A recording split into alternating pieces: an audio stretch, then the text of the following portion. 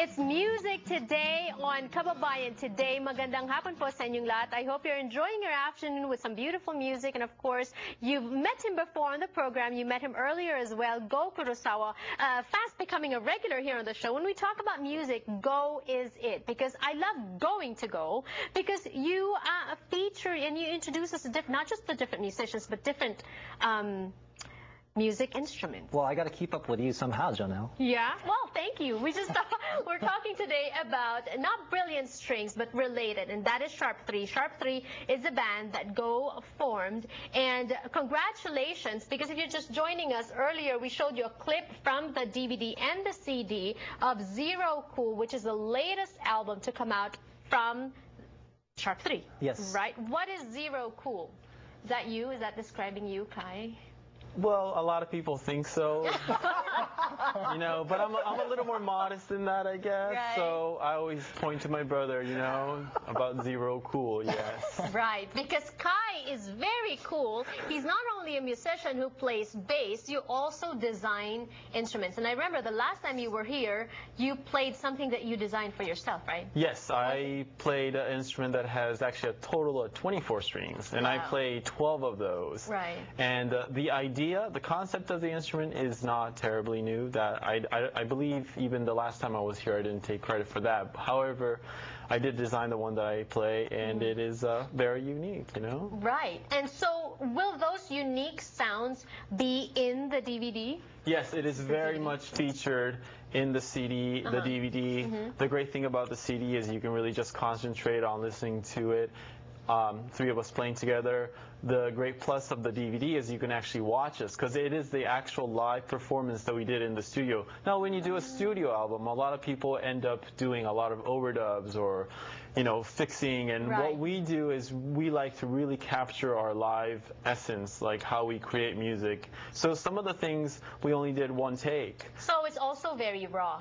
Yes, that's very risky. Well, you got to take risks. Yeah. That's where the fun is. It's risky in a way, though, too, that, you know, you're developing a following, and you don't necessarily want people to see you making mistakes, right?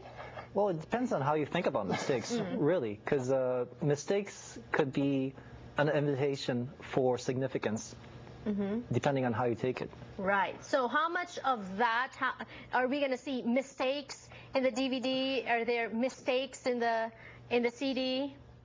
Not at all. Why did you have to think about it? Why did you have to think about it, Chuck? I think you look like you have something to add. I was just going to say, like, mistakes are how we all learn. You know what I mean? It's like you can be told not to put your hand in the fire, but until you actually do. And that's kind of what's... Wait. Did you actually put your hand in the fire? You didn't? No. No, thank you for catching that. All right, go ahead. The mistakes are... on some of the greatest Beatles albums, there's mistakes all over the place. Not that we're the Beatles, don't get me wrong. Right. Beatles fans, okay. But mistakes really, in my opinion, kind of make it that performance as compared to a different performance. So would you say, though, that your live performances are the same as the DVD, as what's in the CD? Because some people... you know, they design it for live performances, for a live audience, and some people design this for, you know, for another type of audience. Well, think about it this way. I know that Chuck wants to say something, but for us, each moment is special, and a huge part of Sharp 3's performance is improvisation. So there is definitely a song in there. Right.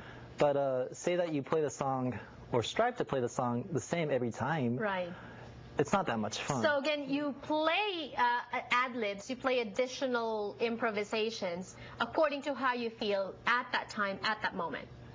Improvisation on its own could be a subject to talk about, because there's different levels of improvisation. Right.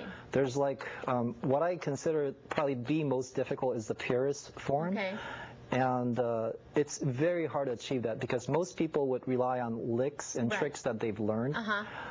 There is a few musicians that I know who could do that. I'm not actually quite at that level, but sometimes maybe yes. And when the mistakes happen, those could be the moment of pure improvisation. So improvisation is difficult. Now, what I hear from interviewing other artists here is the most difficult thing about playing music is also getting an album out, right? Especially when you need the support of financial support, you need materials, you need all that. We're going to be talking about that when we return on the show.